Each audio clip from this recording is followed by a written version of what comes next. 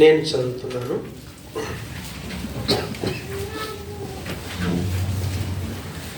ఆ స్త్రీ ఆయనను చూచి, అయ్యా, నేను దప్పికొనకుండునట్లును చేదుకొనుటకింత దూరం రాకుండునట్లును ఆ నీళ్లు నాకు దయచేయమని అడగగా, యేసు, నీవు వెళ్ళి నీ పెనిమిటిని పిలుచుకొని ఇక్కడికి రమ్మని ఆమెతో చెప్పెను. ప్రేమగల మా తండ్రి, మీకు వందనాలు. నువ్వు నమ్మదగిన దేవుడు ప్రభా. సమరయ స్త్రీ జీవితం ఎలా మారిందో, ఆ బిడ్డ తన జీవితంలో ఆ మార్పుకు కారణాలు ఏంటో మేము ధ్యానిస్తూ ఉన్నాం. మాకు సహాయం చేసి మీరు మహిమ పొందమని ఆ సమరయ స్త్రీని దర్శించిన దేవుడు ఈరోజు నన్ను దర్శించండి.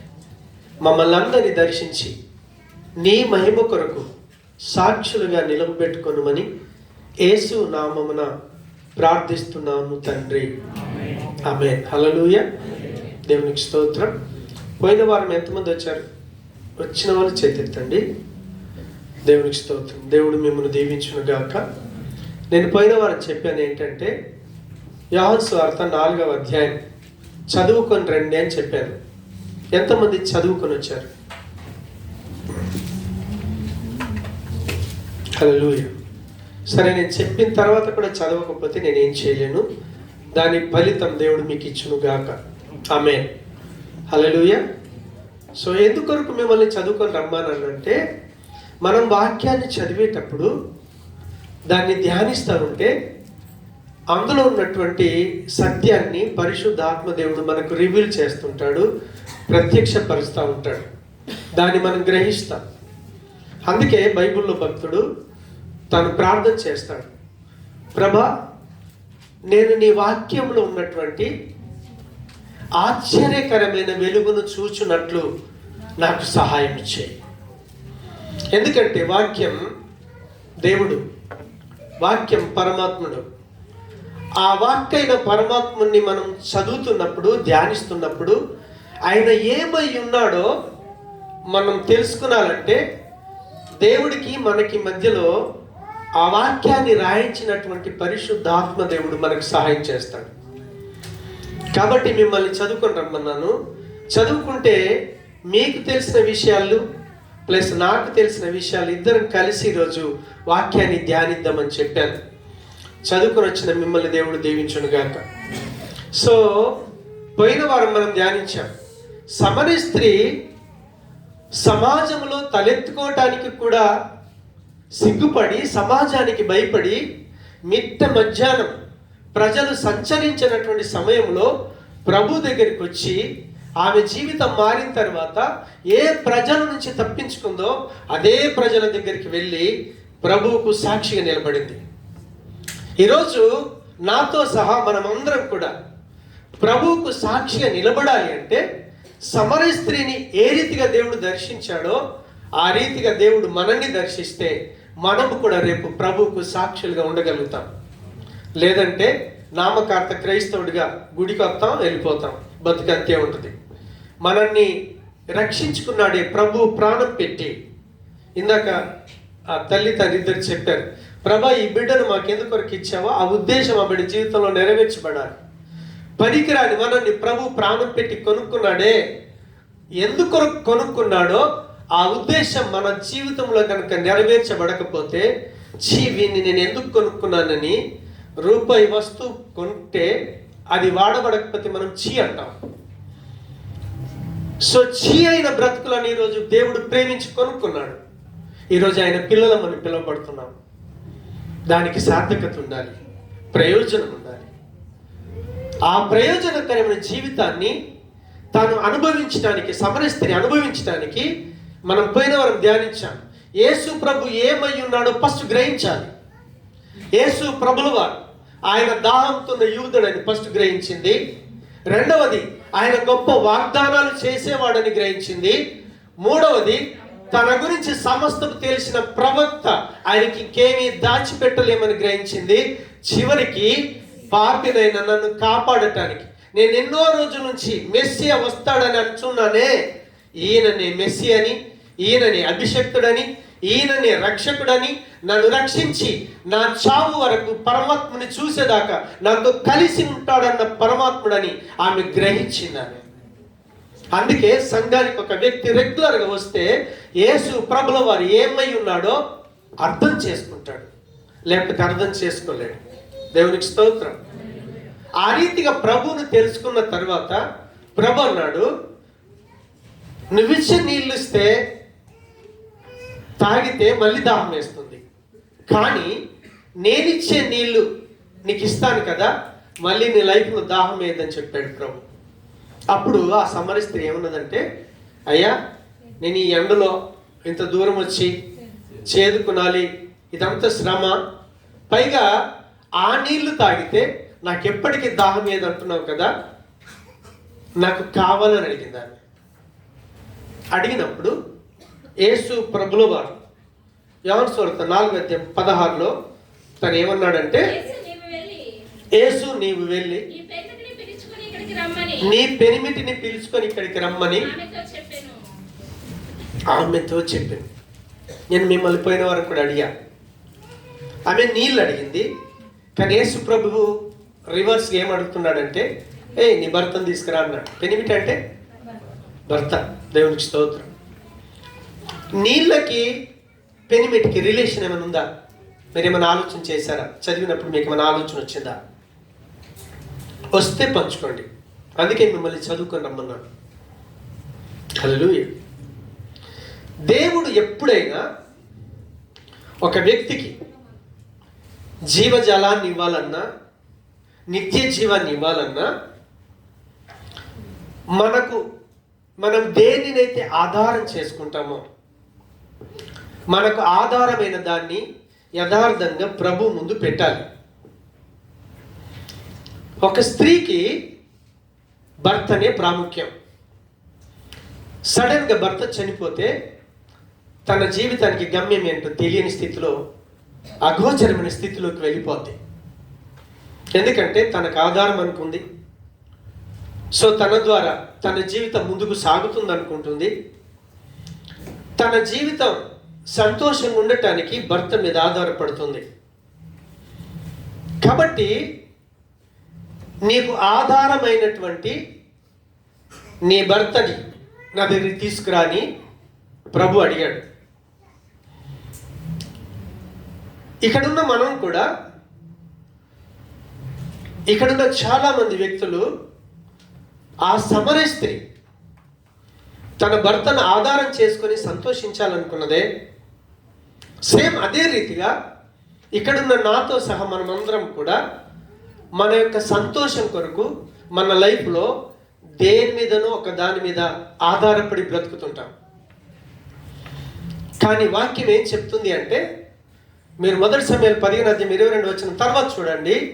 ఇజ్రాయేలునకు ఆధారమైన వాడు డాష్, ఎవరు? నరుడు కాదు. దేవుని ప్రజలకి ఆధారమైనటువంటి వాడు ఆఫ్టర్ ఒక మనిషి కాదు, ఆయన సృష్టికర్త. కానీ మనం చాలాసార్లు ఏం చేస్తామంటే, ఇక్కడున్న నాతో సహా మనమందరం దేవుని పిల్లలమని చెప్పుకుంటాం, కానీ మన లైఫ్లో సంతోషం కొరకు దేని మీదనో ఒక దాని మీద ఆధారపడతాం. కొంతమంది మందు మీద ఆధారపడతారు, కొంతమంది చర్చికి వచ్చిన గుట్కా వేసుకుంటారు, పాన్ వేసుకుంటారు, కొంతమంది ఏమో సినిమా మీద ఆధారపడి ఎటువైపు వాళ్ళకి ఎంటర్టైన్మెంట్ కావాలి, ఎంజాయ్ కావాలి, సంతోషం దొరకాలి అని అనుకున్నప్పుడు వాళ్ళు ఏం చేస్తారంటే ఖచ్చితంగా దేనినో ఒకదాన్ని బేస్ చేసుకుంటారు. మనం దేన్నైతే బేస్ చేసుకుంటామో దాన్ని 100% ప్రభు ముందు పెడితే తప్ప. కొంతమంది మంది తాగకపోతే నిద్ర రాదు, కొంతమంది సిగరెట్ పట్టకపోతే, కొంతమంది బీడి పట్టకపోతే, కొంతమంది ఆకు తంబాకు, రకరకాలుగా. కొంతమంది మంచి భర్త ఉన్నా ఇంకొక ఆయనతో, మంచి భార్య ఉన్నా ఇంకొక ఆమెతో ఫోన్లు, చాటింగ్లు, ఏదో ఒకదానికి బానిస అయిపోయి వాళ్ళు ఏం చేస్తారంటే దాన్ని బట్టి సంతోషించడానికి వాళ్ళు దానికి అలవాటు పడిపోతారు.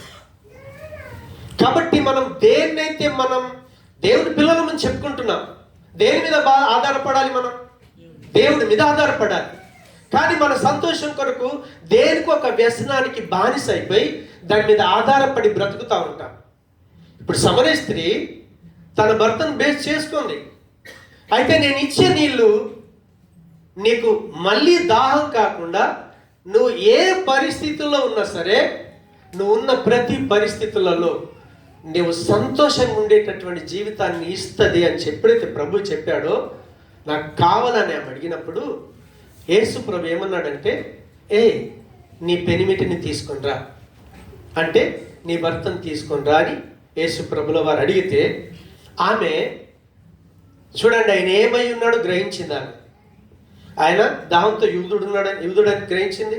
రెండవది గొప్ప వాగ్దానాలు చేస్తాడని. మూడవది ఆయన ప్రవక్తని. నాలుగవది ఈయననే రక్షకుడని, అభిషక్తుడని, నా లైఫ్ అంతా తోడుండేవాడు ఈయనని ఎప్పుడైతే గ్రహించిందో, ఎప్పుడైతే యేసు ప్రభు క్వశ్చన్ వేశాడో, స్పాట్లో తన యథార్థ స్థితిని యేసు ప్రభుల వారి ముందు పెట్టేసింది. 17వ వచనం ఒకసారి చూడండి.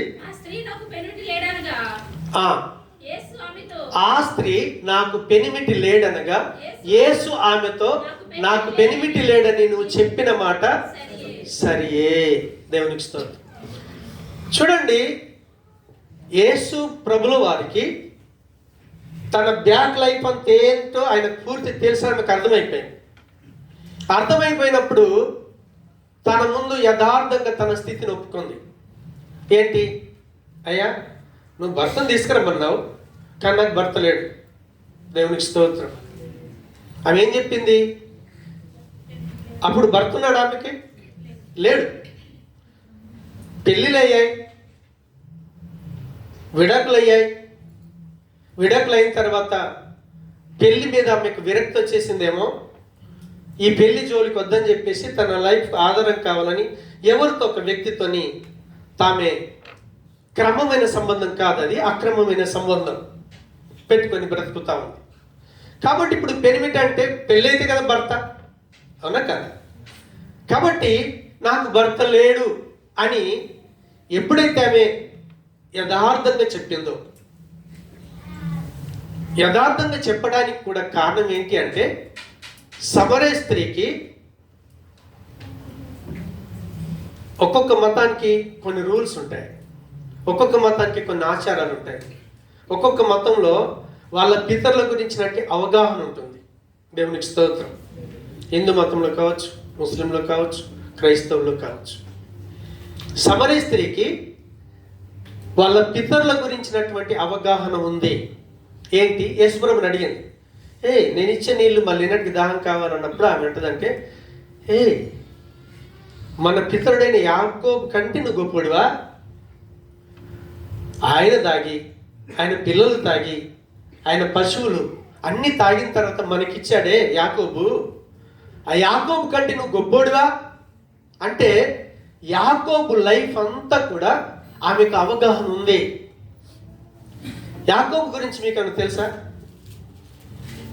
యాకోబు గురించి మనం పుట్టినప్పటి నుంచి చదివితే, పుట్టేటప్పుడు మోసగాడే, పుట్టి పెరిగిన తర్వాత అన్నను మోసం చేశాడు, మరణం తప్పించుకోవటానికి మామ దగ్గరికి వెళ్ళాడు, అక్కడ మోసమే చేశాడు. మోసం చేసి సంపాదించి ఇంటికి వస్తున్నాడు. ఇంటికి వచ్చేటప్పుడు 13 మంది పిల్లలు, 4 భార్యలు, వెండి బంగారం అన్నీ ఉన్నాయి, ఏది కొదవ లేదు ఆయనకి. కానీ ఎప్పుడైతే యబ్బూకు రేవు దగ్గరికి వచ్చాడో, యబ్బూకు రేవు దగ్గర, దేవా నువ్వు నన్ను ఆశీర్వదిస్తే కానీ నేను నిన్ను, ఏం ఆశీర్వాదం లేదు ఆయనకి. వెండి ఉంది, బంగారం ఉంది, 4 భార్యలు ఉన్నారు, 13 మంది పిల్లలు ఉన్నారు, లెక్కించలేనటువంటి మందలు ఉన్నాయి. మందల్ని 3-4 భాగాలు చేసి పంపించేశాడు. అప్పుడు ఆయన అడుగుతాడు, అయ్యా నువ్వు నన్ను ఆశీర్వదిస్తే కానీ నేను నిన్ను విడిచిపెట్టలేక. అప్పుడు దేవుడు ఏం చేశాడు? ఆయన ఏం చేస్తాడంటే, నేను ఇస్తాను ఆశీర్వాదం, కానీ నువ్వు దేన్ని బేస్ చేసుకున్నావు? నీ టాలెంట్ని బేస్ చేసుకున్నావు, నీ టాలెంట్ తోటి అంతా సంపాదించావు. కాబట్టి నువ్వు యథార్థంగా ఏమై ఉన్నావో నా ముందు పెడితే తప్ప నేను నిన్ను ఆశీర్వదించను. ఈ సంగతి సమరయ స్త్రీకి తెలుసు, ఆయన చరిత్ర అంతా తెలుసు. నాకు పితరుడైనటువంటి యాకోబు నీ పేరెంట్ అనగానే చెప్పేశాడు, పుట్టుకతోనే నేను మోసగాన్ని. యాకోబు ఒప్పుకున్నాడు. అందుకని ఆ చరిత్ర అంతా తెలిసినటువంటి ఆ సమరయ స్త్రీ ఏం చేసిందంటే, యేసయ్య నువ్వు నా భర్తను తీసుకురమన్నావు, నాకు భర్త లేడు, ఎందుకంటే నీకు నేను దాచిపెట్టలే. దేవునికి స్తోత్రం. ఇక్కడున్న మనమందరం కూడా ఈరోజు ఏ బలహీనతో ఉన్నామో, దేన్ని బేస్ చేసుకున్నామో, మన జీవితంలో దేవుడు అన్నిచ్చినా కూడా దాన్ని కాదని ఏం చేస్తాం? మన పర్సనల్ లైఫ్ సంతోషం కొరకు దేని మీనో ఆధారపడతాం. చాటింగ్లు, రకరకాలు, ఇంకా చాలా మందికి చెడ్డ అలవాట్లు ఉంటాయి. అది ఉంటే తప్ప ఆ దినం గడవదు, అది చేయకపోతే సంతోషం లేదు. సో ఆ రీతి బ్రతుకులో మనం ఉన్నప్పుడు దేవుడు మనకెట్టి పరిస్థితులలో నిత్య జీవాన్ని ఇవ్వడం. దేవుణ్ణి మనం గెలుచుకోలేం, దేవునితో సంబంధం ఉండదు. అందుకని ఆమె ఏం చేసిందంటే, తన స్థితిని యథార్థంగా ఎప్పుడైతే ఒప్పుకుందో అప్పుడు ఏమంటాడంటే, ప్రభు ముందు దాచిపెట్టలేం కదా. అప్పుడు అంటాడు, నువ్వు సత్యమే చెప్పితివి. ఎందుకంటే ఇప్పటి వరకు నీకు ఒక మాట చదువుదాం, అది 18వ వచనం, 4:18. నీకు 5 పెనిమిట్లు ఉండిరి, ఇప్పుడున్నవాడు నీ పెనిమిటి కాడు, సత్యమే చెప్పితివా నేను. దేవునికి స్తోత్రం. ఇప్పుడు ఆమె ఎక్కడ తప్పిపోయిందో ప్రభు ఆమెకు ప్రేమగా గుర్తి చెప్తా ఉన్నాడు, జ్ఞాపకం చేస్తా ఉన్నాడు. బిడ్డ, నువ్వు నన్ను జీవజలం అడిగావు, నేను నీకు ఇస్తాను. కాబట్టి వాస్తవంగా నీ లైఫ్ ఏంటో నా ముందు పెట్టమని అన్నప్పుడు ఆమె అన్నది, అయ్యా నాకు భర్త లేడని ఎప్పుడైతే ఒప్పుకున్నదో ఆమెకు ఒక్కొక్క మాట చెప్పుకుంటూ వస్తున్నాడు. ఏంటి? నువ్వు నిజమే చెప్పితివి, చెప్పి నీకు 5 పెనిమిట్లుండిరి. పెనిమిట్ అంటే భర్త ఎప్పుడు దొరుకుతాడు మనకి? పెళ్లితోనే, అవునా కదా? మీకు అర్థమవుతుందా? పెళ్లి లేకపోతే భర్త లేడు, భార్య లేదు.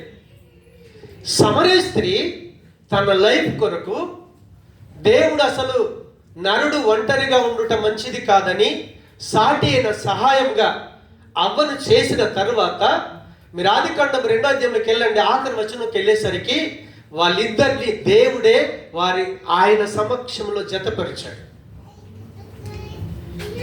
ఫస్ట్గా గ్రాండ్ పెళ్లి, యేసు ప్రభుల వారు ఏదైతే సృష్టించేశాడో సమస్త జలచరాలన్నీ కూడా ఆ ఫస్ట్ మ్యారేజ్కి వచ్చాయి.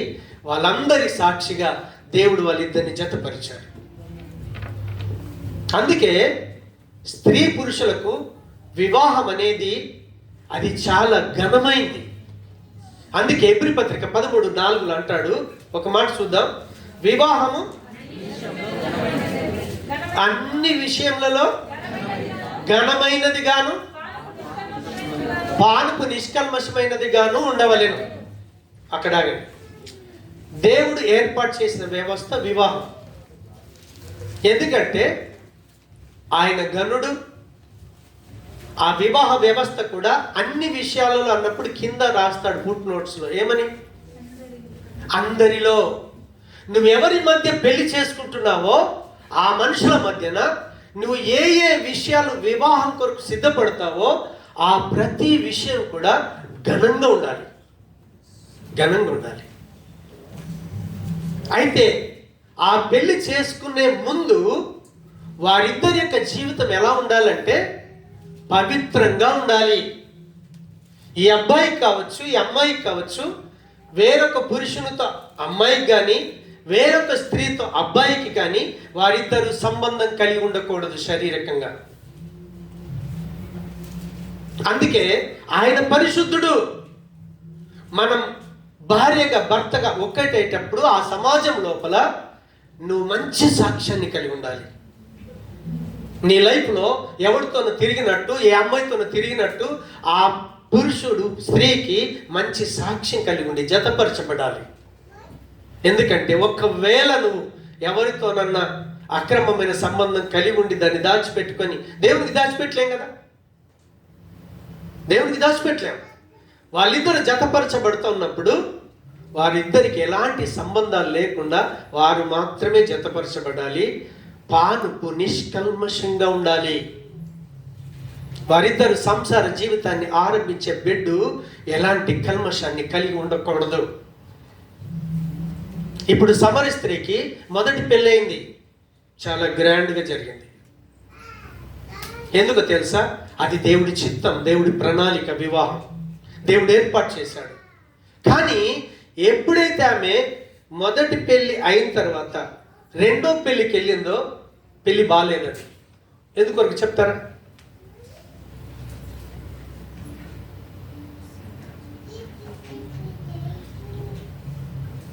రెండో పెళ్లికి వెళ్ళొచ్చు కదా.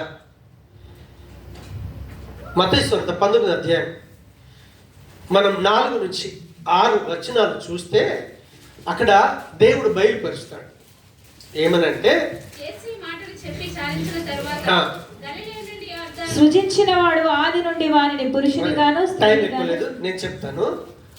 దేవుడు ఆదాము అవ్వని సృష్టి చేసినప్పుడు ఆదాము నుంచి ఎముకను తీసి స్త్రీగా చేశాడు. ఆ ఎముక నుంచి ఆమె తీయబడ్డది కాబట్టి మళ్ళీ ఈ స్త్రీ అదే ఎముకతో అదే బాడీతో జతపడవాలి.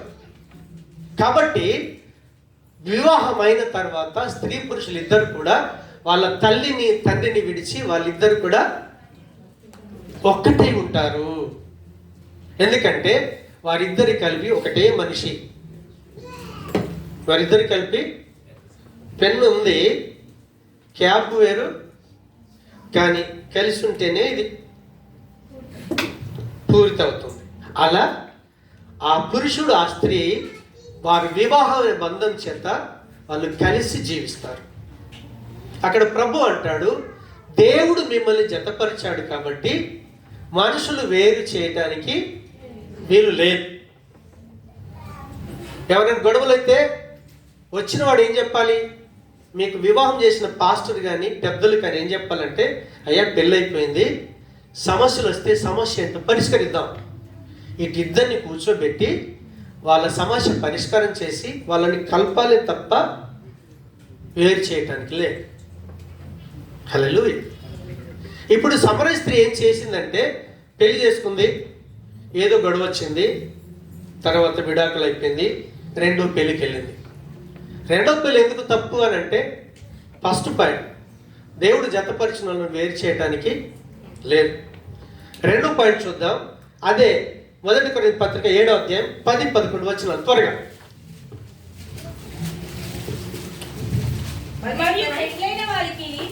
మరియు పెళ్ళైన వారికి నేను కాదు, ప్రభువే ఆజ్ఞాపించినది ఏమనగా, భార్య భర్తను ఎడబాయకూడదు, ఎడబాసిన ఎడల పెళ్లి చేసుకొనకుండా వెళ్ళను, లేదా తన భర్తతో సమాధాన పడవలను, మరియు తన భర్త తన భార్యను పరిత్యజింపకూడదు. సరే, ఏమంటున్నాడు అక్కడ? ముందేమన్నాడు? ఒకవేళ అసలు ఎడబాడలేదు, ఎడబాస్తే ఏం చేయాలట? మీరిద్దరు విడాకులు అయిపోయింది, విడిపోయారు కదా, ఇంకో పెళ్లి చేసుకోవటానికి లేదు. ఎందుకొరకు లేదు? అదే 7వ అధ్యాయం 2-3 వచనాలు చూద్దాం. ఆయనను జారత్వములు జరుగుచున్నందున ప్రతి వాడికి సొంత భార్య ఉండాలి, ప్రతి స్త్రీకి సొంత భర్త ఉండాలి. భర్త భార్యకును అలాగునే భార్య భర్తకును వారి వారి ధర్మములు నడుపవలెను. ఇంకా ఉందా కింద? భర్తకే గాని భార్యకు తన దేహం పైన అధికారం లేదు, అలాగునే భార్యకే గాని భర్తకు తన దేహం పైన అధికారం లేదు. దేవునికి స్తోత్రం. జారత్వములు జరుగుచున్నందున అని అంటాడు. జారత్వం అంటే, నాకు పెళ్ళైంది అనుకొని, మావిడ ఉంది కదా, ఒకవేళ నేను శారీరకంగా కలుసుకున్నాననుకుంటే నా భార్యతోనే కలవాలి, నేను వేరే అమ్మాయితో కలవటానికి లేదు. ఎప్పుడైతే ఆ నిర్ణయంలోకి వెళ్తానో దాన్ని ఏమంటారంటే జారత్వం. స్త్రీ కావచ్చు, పురుషుడు కావచ్చు. దేవునికి స్తోత్రం. అందుకే ఏమన్నాడంటే ప్రతి వానికి సొంత భార్య ఉండాలి, ప్రతి స్త్రీకి సొంత భర్త ఉండాలి. అంటే దాని అర్థం ఏంటి? సొంత అని ఎందుకన్నాడు? టెంపరీ కూడా ఉండొచ్చు, అవకాశాలు ఉన్నాయి. దుబాయ్లో పని అదే. ఇంటి దగ్గర నుంచి వచ్చాం, ఇక్కడ చూసేవాడు ఎవడు? చూసేవాడు లేడు, అడిగేవాడు లేడు. అందుకని వాళ్ళు ఏం చేస్తారంటే ధైర్యంగా వచ్చి కూర్చొని భార్య భర్తలను చెప్పుకుంటారు. ఎంత దారుణం! వాక్యం ఒప్పుకుంటుందా? ఒప్పుకోదు. దేవుడు ఒప్పుకోడు. పాస్టర్కు దాచిపెట్టవచ్చు, కానీ సేవకుడికి దేవుడికి ఏం దాచిపెడతాం? దాచిపెట్టలే. కాబట్టి ఎప్పుడైనా సరే మీ సొంత భర్తతో గొడవ కానీ ఏమన్నా తాగుబోతు కానీ వాడు ఏమన్నా కానీ నీ భార్య ఏమన్నా కానీ ఎప్పుడైతే నువ్వు వివాహం చేసుకున్నావో భార్య భర్తలు ఎలాంటి సమస్య వచ్చినా, అందుకే దయచేసి భార్య అంటే తెలియని వాళ్ళకు, భర్త అంటే తెలియని వాళ్ళకు, అవిశ్వాసులకు భార్య భర్త అంటే తెలియదు. అవిశ్వాసులకు ఏంటంటే మా డాడీ చూశాడు, వాళ్ళ అమ్మాయిని చేసుకోమన్నాడు, చేసుకున్నాను. మా అమ్మ చూసింది, ఆ అమ్మాయిని చేసుకోమంటే నేను చేసుకున్నాను. అది అన్యులు చెప్తారు. కానీ దేవుణ్ణి ఎరిగినటువంటి ప్రజలకి ఆమె ఎవరో ఆయన ఎవరో మీకు తెలుసు. నేను నా భార్యను చేసుకున్నాను కదా, ఆమె ఎవరో తెలుసు. నాకు క్రైస్తవుని అయితే ఆమె నా ఎముక అని తెలుసు. అందుకే వివాహం చేసుకునేటప్పుడు చచ్చిపోయేదాకా నేను ఈమెతోనే ఉంటాను ప్రమాణం చేస్తాం దేవుని సముఖంలో. క్రైస్తవుడు ప్రమాణం చేస్తాడు. ఎందుకంటే క్రైస్తవుడికి తెలుసు ఈ అమ్మాయి ఎవరో కాదు, నా భార్య. దేవుడు ఆ బిడ్డ నాల కడుపులో వేస్తే వాళ్ళు కని పెంచి పెద్ద చేసి నాకు సాటి అయిన సహాయంగా తయారు చేసి వాళ్ళు నా చేతిలో పెడుతున్నారని నిజమైన క్రైస్తవుడు గ్రహించి ఏం చేస్తాడంటే వాళ్ళని అత్తామామ అని పిలవడు, మమ్మీ డాడీ అని పిలుస్తాడు. నేను ఆ బాడీనే, కానీ నా సగం బాడీని కన్నది వాళ్ళు. అదే రీతిగా అమ్మాయి తల్లిదండ్రులకు కూడా ఆ అబ్బాయి ఎముక నుంచి నా కూతురు నేను కన్నానే, ఆ అబ్బాయి ఎవరో కాదు, నా సొంత కొడుకండి, అలా ప్రేమ చేయగలుగుతారు. కానీ మనది ఏంటో తెలుసా? అబ్బాయిలతో కాలం ఎగరేస్తాం, అమ్మాయిలు మేము ఏం చెప్పినా వినాలి. వాడికి దేవుడే తెలియదే. మీరు ఏ క్రైస్తవ్యములు ఉన్నారో దయచేసి గమనించండి. అలాంటి క్రైస్తవులు అయితే మీ భార్య భర్తల బృందం నిలబడదు. మీ నిజమైన క్రైస్తవులే అయితే దేవుడు నీకు ప్రాణాత్మ శరీరం ఇచ్చి నేను తయారు చేసినప్పుడు నీ యొక్క ఎముకను తీసి స్త్రీగా చేశాడని, ఆమెనే నా భార్యని, అతనే నా భర్త అని మీరు ఒకవేళ గుర్తెరిగితే చచ్చే వరకు కూడా ఆయనతో కలిసి జీవిస్తాం. సమర స్త్రీ చేసిన పొరపాటు ఏంటో తెలుసా? ఎప్పుడైతే రెండో వివాహానికి వెళ్ళిందో అప్పుడేమవుద్ది అని అంటే, రెండో వివాహానికి వెళ్తే యేసు ప్రభు స్వయంగా చెప్తాడు ఒక మాట. మత్తయి సువార్త 10:11 త్వరగా నేను చెప్పి ముగిస్తాను, త్వరగా లేట్ చేయండి. మార్క్స్ వార్త 10:11 ఒకరు మత్తయి 5:32 తీసుంచండి, ఒకరు మార్కు 10. అందుకైన తన భార్యను విడనాడి మరి ఒకతని పెళ్లి చేసుకుని వాడు తాను విడనాడిన ఆమె విషయమై వ్యభిచరించువాడగును. దేవునికి స్తోత్రం. హల్లెలూయా. 12 త్వరగా. మరియు ఆ స్త్రీ తన పురుషుని విడనాడి మరి ఒకని పెళ్లి చేసుకుని ఎడల ఆమె వ్యభిచరించుట దగునని వారితో చెప్పింది. స్వయంగా యేసు ప్రభు చెప్తున్నాడు ఏంటిదంటే, ఇప్పుడు నేను ఆమెను పెళ్లి చేసుకున్నాను, విడాకులు ఇచ్చాను, నో ప్రాబ్లం. విడాకులు ఇస్తే ఏం జరుగుద్ది అని అంటే, ఇప్పుడు నా బాడీ ఇంకొక బాడీతో టచ్ అయింది అనుకోండి, అప్పుడు నేనేమవుతాను? వ్యభిచారి. ఆ అమ్మాయి వేరే అబ్బాయిని తగిలింది అనుకోండి, వేరే అబ్బాయితో ఉండాలనుకుంది అనుకోండి, ఆమె ఏమవుద్ది? వ్యభిచారి. వ్యభిచారులకు పరలోకం ఉందా? మీరు చెప్పాలి. వ్యభిచారులకు పరలోకం ఉందా? లేదే. ఇప్పుడు నువ్వు పెళ్లి చేసుకొని వ్యభిచారి అయ్యి నీ పరలోకాన్ని పోగొట్టుకుంటున్నావు కదా.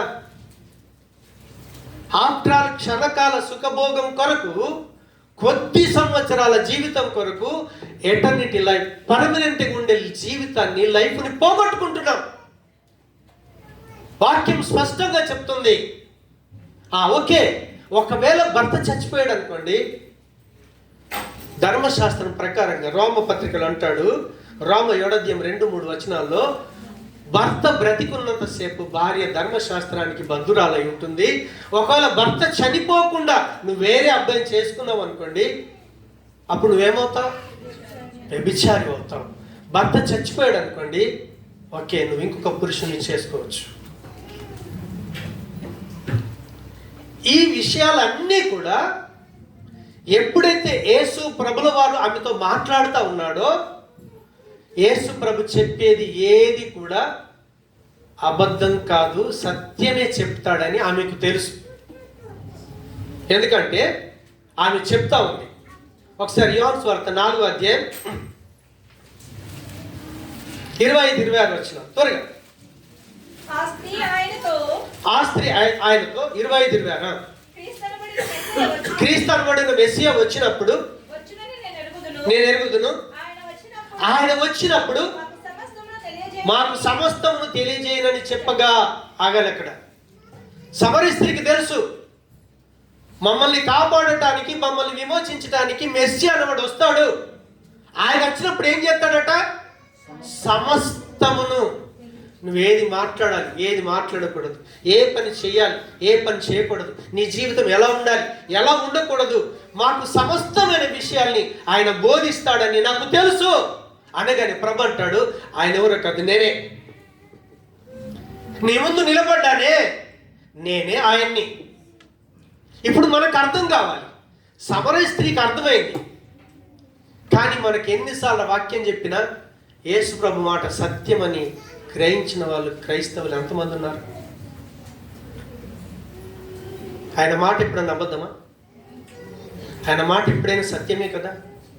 నా దేవుడు నాతో సత్యం మాట్లాడుతున్నాడని ఆయన మాటకు లోబడే క్రైస్తవులు ఎంతమంది ఉన్నారు ఈరోజు? ఆమె లైఫ్ ఊరికైనా మారలేదు. సమాజంలో తలెత్తుకోలేనటువంటి స్త్రీ యేసు ప్రభుల వారికి సాక్షిగా నిలబడ్డది. ఆమె లైఫ్ చేంజ్ అయిపోయింది. ఈరోజు మనకు ఏదైతే హ్యాపీని ఇస్తుందో దాన్ని బేచి చర్చకొస్తాడు, కూకుంటాడు, ఇక్కడ చాటింగ్ చేస్తూ ఉంటాడు. ఎంత దరిద్రమైన బతుకులు చూడండి. నీతో మాట్లాడుతున్నది నీ దేవుడు కాదా? నీ ప్రభు కాదా? దేవుడు నీతో మాట్లాడుతుంటే పక్కన ముచ్చట్లు పెడతాడు, ఒక లేచిపోతుంటాడు, వెళ్తా ఉంటాడు. ఎంత గౌరవం ఇస్తున్నారు మీ దేవుడికి మీరు. ఇంక నీ లైఫ్ ఎలా మారుద్ది? నీ బతికెలా మారుద్ది? మారుద్దా? ఆమె అలా చేయలేదు. యేసు ప్రభుల వారితో ఎంతసేపు మాట్లాడుతుందో ఆయన మీద దృష్టి ఉంచి ఆయన చెబుతున్న ప్రతి మాటను యాక్సెప్ట్ చేసింది. ఆమె అంగీకరించింది, ఆయన మాటకు లోబడింది. మీ విషయాల్లో ఏదన్నా తెలిసి లేదు నాన్న ఇలా చేయకూడదని అంటే ఇక్కడ అంటాడు, బయటికి వెళ్ళి మళ్ళీ అదే పని. ఫోన్ మాట్లాడితే ఏమైంది? మాట్లాడితే నీ భార్యకు మాట్లాడు, మాట్లాడితే నీ భర్తకు మాట్లాడు, వేరే వాడితో నీకు వచ్చిన సంబంధం ఏంటి?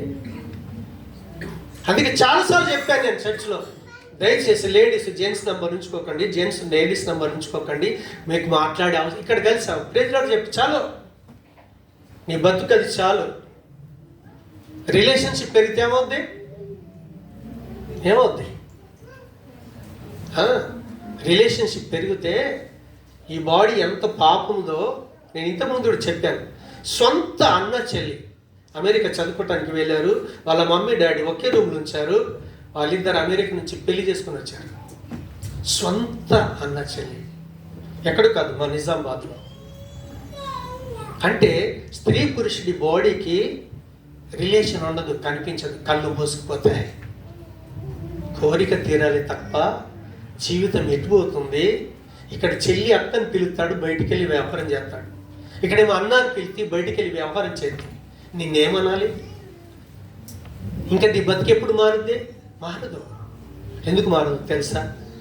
ప్రభు మాటకి లోబడట్లేదు, దేవుడు నిన్ను యాక్సెప్ట్ చేయట్లేదు. వస్తున్నావు, వింటున్నావు, 2 చెవులు ఇచ్చాడు కదా నీకు, ఇలా విని ఇలా విడిచిపెడుతున్నావు. లోబడే బ్రతుకు లేదే, నీ బ్రతుకు మారదు. ఇంకా దేవుడి ఆశీర్వాదం ఎక్కడి నుంచి వస్తుంది నీకు? కానీ సమరయ స్త్రీ ఎప్పుడైతే ప్రభు ముందు తన జీవితాన్ని యథార్థంగా పెట్టేసిందో, ఆమె ఎంతసేపు ప్రభుతో మాట్లాడుతూ ఉందో, యేసు ప్రభుల వారు చెప్పిన ప్రతి మాటను 100% యాక్సెప్ట్ చేసింది. యాక్సెప్ట్ చేసి తను ఏం చెప్పుద్ది అని అంటే, ఏ ప్రజల మధ్యనైతే తను తప్పుగా చేసి తల తెచ్చుకోలేకపోయిందో ఆ ప్రజల దగ్గరికి వెళ్ళి తను సాక్ష్యం చెప్తా ఉంది. ఏమని చెప్తుంది? యోహాను సువార్త 4వ అధ్యాయం. మీరు వచ్చి నేను చేసినవన్నీ నాతో చెప్పిన మనుషుని చూడుడి, ఆయన క్రీస్తు కాడా అని ఆ ఊరి వారితో చెప్పగా, యేసు ప్రభుల వారి గురించి ఆమె ఇంకా నీళ్లు కొండ విడిచిపెట్టేసింది. నీళ్ళ ధ్యాస అయిపోయింది. ఆమెకి ఇంకా ఈ నీళ్లు తీసుకెళ్ళాలి అనేటటువంటి ధ్యాస నుంచి శరీర సంబంధమైన జీవితం నుంచి స్పిరిచువల్ లెవెల్లోకి వచ్చేసింది. ఆ నీళ్ళ గురించి ఆమెకి ఆలోచన పోయి ఆమె చెప్తుంది, నేను చేసినవన్నీ మీ ప్రజల మధ్యన, నేను మొదటి పెళ్లి చేసుకున్నాను, విడాకులైంది, వాడు బ్రతికుండగా నేను 2వ చేసుకున్నాను, 3వ చేసుకున్నాను, 4వ చేసుకున్నాను, 5 చేసుకున్నాను, ఆఖరికైతే పెళ్లి మీద విరక్తి వచ్చేసి వేరే వాడితో అక్రమ సంబంధం పెట్టుకున్నానే. నా లైఫ్ అంతా నాకు గుర్తు చేసి నా లైఫ్ను మార్చినాడు అక్కడ ఉన్నాడండి. మీరు ఏ రోజైనా ఇన్ని సంవత్సరాలు క్రీస్తు దగ్గరికి వచ్చారు కదా, అయ్యా నా తాగుడు నుంచో, నా సిగరెట్ నుంచో, నా వ్యభిచారం నుంచో నా ప్రభు విడిపించాడని ఒక్క మనిషికైనా మీ సాక్ష్యం చెప్పారా? ఓన్లీ సింగిల్ పర్సన్ కైనా దేవుడు నిన్ను ఏ పాపం నుంచి విడిపించాడో, నన్ను ప్రభుల వారు ఈ పాపం నుంచి విడిపించాడయ్యా, నా కులం మార్చలేడు, మతం మార్చలేడు, నా లైఫ్ను, నా జీవితాన్ని మార్చాడని ఒక్కరికైనా మీరు ఇంతవరకు మీ లైఫ్లో సాక్ష్యం చెప్పారా? కానీ ఆ సమరయ స్త్రీ ఎక్కడ తలదించుకుందో అక్కడికి వెళ్ళి తన సాక్ష్యాన్ని పంచుకుంది. రీజన్ ఏంటో తెలుసా? దేవుని యొక్క మాటను ఒక వ్యక్తి ఎప్పుడైతే యాక్సెప్ట్ చేస్తాడో, చేస్తే తప్ప వాడి లైఫ్ మారదు. అభి నువ్వేమో తప్పు చేసావుదంటే ఎవరు చెప్పారు నీకు? ప్రూఫ్ ఉందా? ఆయన అడిగాడు అనుకో, నువ్వేం చేసావు నీకు తెలీదా? తెలుసా? తెలియదా? తెలుసు. నీకు ఇంకోటి సాక్ష్యం చెప్పాలా? సాక్ష్యం చెప్పేటట్టు ఉన్నాడు తెలుసా? ఉన్నాడా లేదా? మరి ఉన్నప్పుడు భయపడి ఏం చేస్తావు తెలుసా? అయ్యగారు నేను తప్పు చేశాను, నేను యథార్థంగా ఒప్పుకుంటున్నాను. అప్పుడు ఏమవుతుందో తెలుసా? మీరు చాలాసార్లు మీ తప్పుడు జీవితాలను దాచిపెట్టి మీ లైఫ్ మీరు పాడు చేసుకుంటున్నారు. కానీ వాక్యం ఏం చెప్పిందో తెలుసా? సామెతలు 20:13 ఎవరైనా చూడమని చెప్పాలి. దేవుడు ఎప్పుడు ఆశీర్వదిస్తాడు తెలుసా? నీ అతిక్రమాన్ని ఎప్పుడైతే దాచిపెడతావో నీ లైఫ్ క్లోజ్. ఏమైనా చాటింగ్ చేస్తున్నావు కదా, మాట్లాడద్దంటే మాట్లాడుతున్నాడు. ఎవరు చెప్పారు? మీ ఫోన్ నాకు ఇచ్చేంత దమ్ముందా మీ దగ్గర? నా ఫోన్ మీకు ఇస్తాను, 24 అవర్స్ మీరు చూసుకోవచ్చు. మీరు దేవుడి ఆశీర్వాదాన్ని పోగొట్టుకుంటున్నారు. మీరు దాచిపెట్టద్దు. సమరయ స్త్రీ దాచిపెట్టలేదు, యాకోబు దాచిపెట్టలేదు. అయ్యా ఈ రోజు నుంచి నువ్వు మోసగాడివి కాదు. ఈ రోజు నుంచి ఎవరో తెలుసా? నువ్వు ఇశ్రాయేలువో, దేవుణ్ణి గెలుచుకున్న వాడివి నువ్వు. పాపాన్ని ఎంతసేపు మనం పట్టుకుంటామో దేవుణ్ణి పోగొట్టుకుంటాం. మన తప్పిద జీవితాన్ని ఎంతసేపు క్యాచ్ చేసుకుంటాం, ఇంకా సీక్రెట్గా తెలకుండా. హల్లెలూయా. మొబైల్ చూస్తే దానికి లాక్, మళ్ళీ పర్సనల్ నంబర్లు సపరేట్ లాక్. ఎంత దౌర్భాగ్యం! ఎందుకు వచ్చిన గొడవ అది? మీరు పాపం చేసి నాశనం అవటం కొరకు అంత రిస్క్ తీసుకోవాలా అసలు? దేవుడేమో సులువుగా అంటున్నాడు, ఏమయ్యా నువ్వేం చేసావు? జస్ట్ నీ లైఫ్ నా ముందు పెట్టు అంతే, నీ జీవితాన్ని నా ముందు పెట్టాయా, నేను ఆశీర్వదిస్తాను. యాకోబుకి అర్థమైంది, నేను మోసగాన్నే. సమరయ స్త్రీకి అర్థమైంది, నేను పాపాత్మురాలనే. 5 పెళ్ళిళ్ళు చేసుకున్నాను, చివరికైతే నాకు భర్త అనేటోడు లేకుండా భర్త కానాన్ని ఆధారం చేసుకొని బ్రతుకుతున్నానని ఎప్పుడైతే తన లైఫ్ ప్రభు ముందు పెట్టిందో ఆమె లైఫ్ ఎక్సలెంట్గా మారింది. కనీసం ఈ రోజైనా మీరు ఏ సీక్రెట్ పాపం చేస్తున్నారో, దేనికి బానిస అయ్యారో ఈరోజు ప్రభు సన్నిధిలో మీరు యథార్థంగా ఒప్పుకుంటే సమరయ స్త్రీని మార్చిన దేవుడు ఈరోజు మన జీవితాన్ని మారుస్తాడు. నమ్మకం ఉందా? ఎందుకంటే సమరయ స్త్రీకి యాకోబు ఆధారంగా ఉండేది. కానీ ఈరోజు తెలుసా, యాకోబు మనకు ఆధారంగా ఉన్నాడు, సమరయ స్త్రీ కూడా ఆధారంగా ఉంది. ఎంతమంది పాపాత్ములు దేవుడు క్షమించాడో బైబిల్లో ఎన్నో ఆధారాలు ఉన్నాయి. ఇన్ని ఆధారాలు ఉన్నా నీ పాపాన్ని కనుక నువ్వు ఒప్పుకోకపోతే నీ బతుకలాగే ఉంటుంది. కాబట్టి ఈరోజైనా కనీసం ప్రభా ఇవి నేను చేయకూడదు చేస్తున్నాను, నన్ను క్షమించు. ఈరోజు ఒప్పుకుందాం, ఎవరికి వాళ్ళ మోకరిద్దాం.